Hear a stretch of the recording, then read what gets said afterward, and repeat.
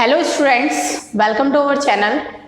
In today's class, we will study about the types of muscular tissue and nervous tissue. Okay, so first of all, we will discuss about muscular tissue. Okay, देखते हैं muscular tissue.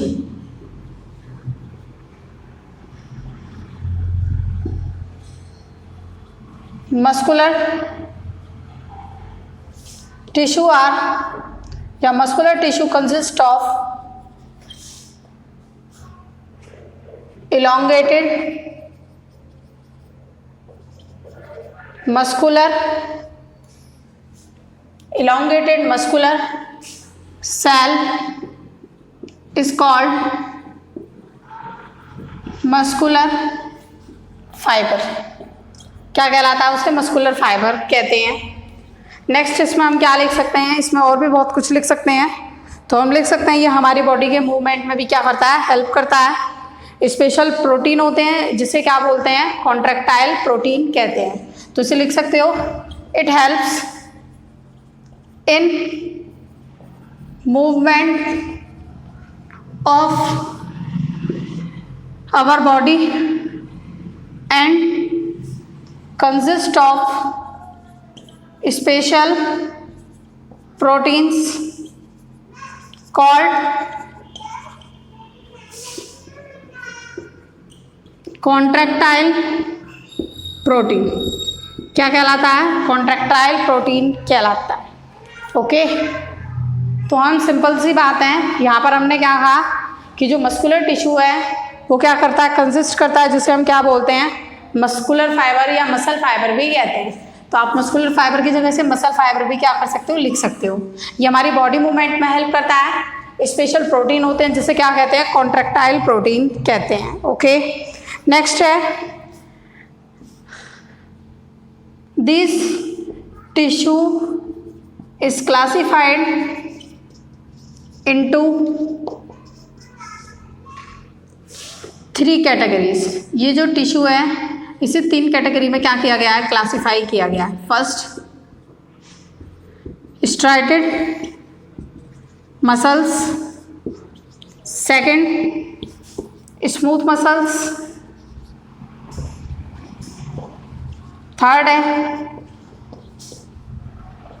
Cardiac muscles.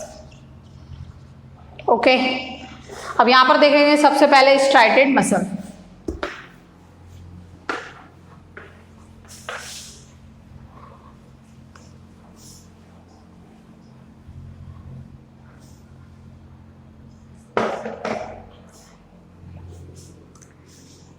लिखोगे first striated muscles. इसमें आप लिखोगे the muscles, वो muscles जो क्या करते हैं? हेल्प करते हैं. The muscles that works by our conscious will, जो हमारी इच्छा अनुसार काम करते हैं, इज कॉल्ड वॉलेंट्री मसल्स. क्या कहलाता है? वॉलेंट्री मसल्स कहलाता है. ओके, क्योंकि ये किससे काम कर रहे हैं? हमारी कॉन्शियस विल से काम कर रहे हैं. नेक्स्ट इसे कह सकते हैं, these are also known as, इसे और भी क्या कहा जाता है? Skeletal muscle. In microscope we observe that there is a one dark or one light band present in this tissue or striated. That's why it is also known as striated muscles। तो यहाँ पर हमने क्या पढ़ा, ये muscle है conscious हमारी इच्छा के द्वारा काम करते हैं, वॉलेंट्री मसल्स कहलाते हैं। इन्हें जो है हम स्केलेटल मसल्स के नाम से भी जानते हैं। माइक्रोस्कोप में अगर हम ऑब्जर्व करते हैं तो यहाँ पर वन डार्क और एक लाइट बैंड होता है जो कि प्रेजेंट होता है, जिसे स्ट्राइटेड मसल्स कहते हैं। इसलिए इसे क्या कहा जाता है, स्ट्राइटेड मसल कहा जाता है। तो आपको पता चला इसके कितने टाइप हैं, 3 नाम है, स्ट्राइटेड, स्केलेटल और जो है थर्ड है आपका वॉलेंट्री मसल्स। अब इसके टाइप क्या क्या होंगे, these cells are long, cylindrical,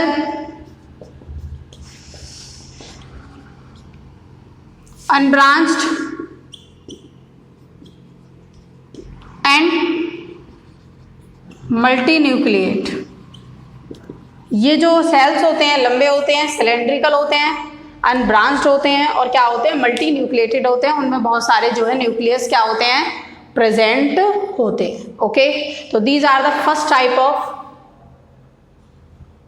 STRIDE muscular tissue. Okay, next है second, smooth muscle. Smooth muscle में लिखोगे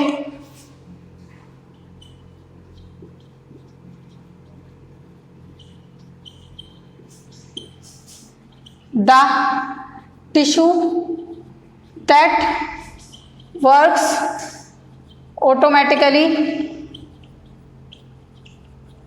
and we don't have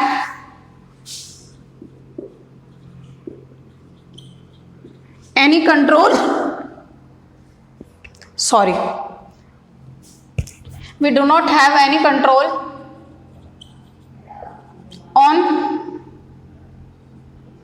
these tissues is called involuntary muscles। okay, these cells are present in our lungs, in the iris of our eye, in the wall of uterus। Okay, तो हमें क्या पता चला, वो tissue जो automatically work करते हैं वो क्या कहलाते हैं, आपके इनवोलेंट्री मसल्स कहलाते हैं। ये प्रेजेंट होते हैं हमारे लंग्स में, आयरिस में या फिर यूट्रस की वॉल में। ओके, नेक्स्ट इसमें लिखेंगे these cells are pointed end, इसके क्या होते हैं, पॉइंटेड एंड होते हैं। ओके, लॉन्ग एंड यूनिन्यूक्लिएट, इसमें जो न्यूक्लियस है वो क्या होता है, एक न्यूक्लियस होता है। That's why it is also known as smooth muscles tissue. हम इसलिए इसे क्या कहते हैं, स्मूथ मसल टिश्यू कहते हैं। यहाँ पर कोई भी वेरिएशन नहीं मिलता, माइक्रोस्कोप में ऑब्जर्व करने पर स्ट्रक्चर एक जैसा होता है, बस पॉइंटेड एंड्स दिखते हैं, तो इसलिए हम इसे क्या कहते हैं, स्मूथ मसल सेल्स कहते हैं। ओके, नेक्स्ट देखिए,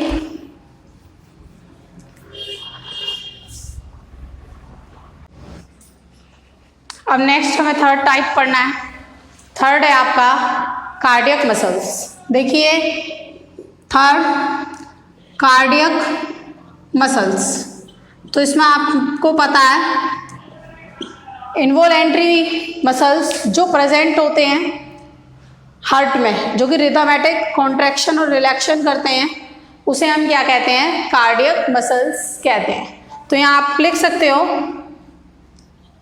द मसल्स, या लिखो the tissue that is present in cells sorry, in heart and show the rhythmic contraction and relaxation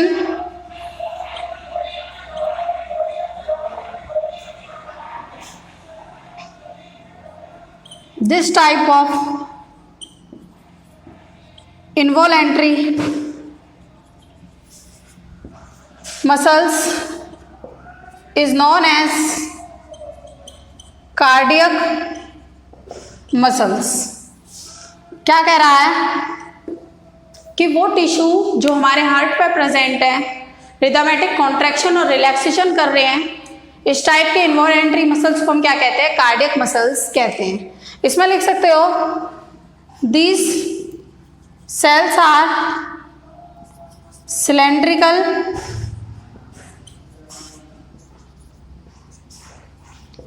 uninucleate. ये क्या होते हैं? सिलेंड्रिकल होते हैं और यूनिन्यूक्लिएट होते हैं। तो these are the types of muscular tissue. The next one that we have study in today class is nervous tissue. Okay, देखते हैं नर्वस टिश्यू क्या है।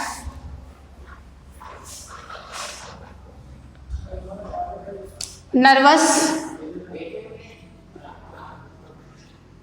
टिश्यू, ठीक है। अब नर्वस टिश्यू में क्या है, आप अगर डायग्राम देखो इसका,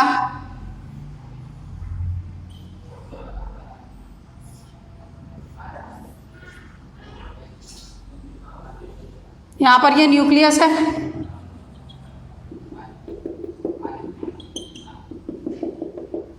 साइटोप्लाज्म है, सेल बॉडी है, यहां पर हेयर लाइक स्ट्रक्चर होती है,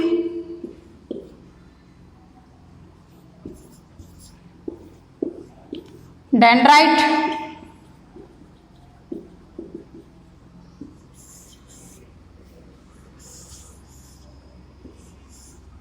ओके। अब यहां पर जो है नर्व इम्पल्स के बीच में जो गैप होता है उसे हम क्या बोलते हैं? एक्सोन कहते हैं।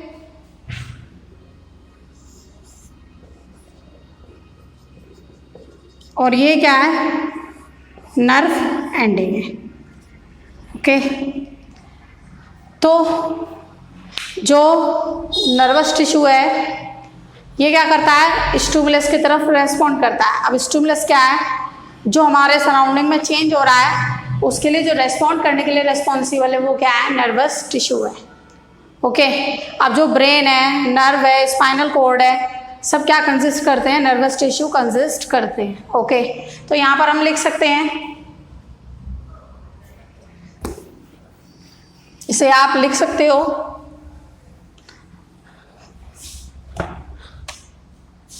This tissue helps in the control and coordination of our body. हमारी बॉडी के कंट्रोल एंड कोऑर्डिनेशन में हेल्प करता है, ओके। दिस टिश्यू हेल्प्स या respond to the stimuli and transfer stimulus from one body part to another body part, okay। Body, एक body part से दूसरी body part तक ये क्या करता है? उसे पहुंचाता है। अब यहां पर आप लिख सकते हो दिस टिश्यू consist of या consist by spinal cord, brain and nerves, okay। Stimuli is a change that occurs surround या around us,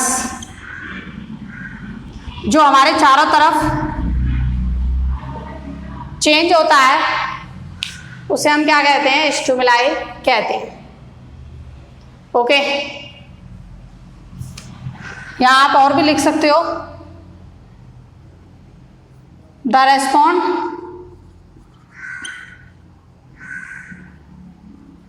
that give against a change that occurs around us is called stimuli. Okay, अब इसमें और भी लिख सकते हो, यहां पर नर्वस टिश्यू के बारे में ही,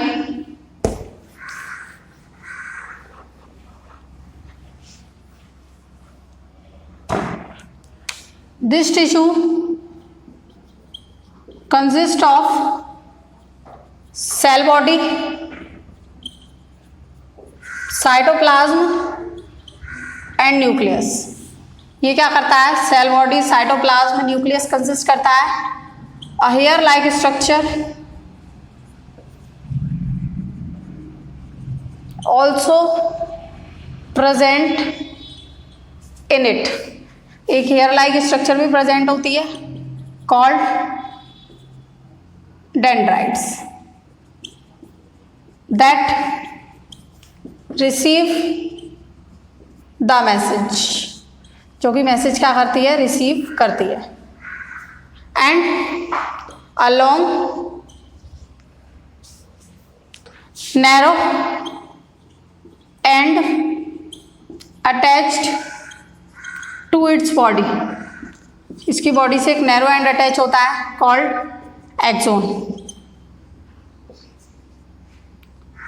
that transfer message from one nervous tissue to another one. Okay, एक से दूसरे को क्या करता है? ये मैसेज भेजता है। तो ये था हमारा nervous tissue. Okay, with this I am finishing today class. In next class we will discuss the further topic of this chapter. Okay.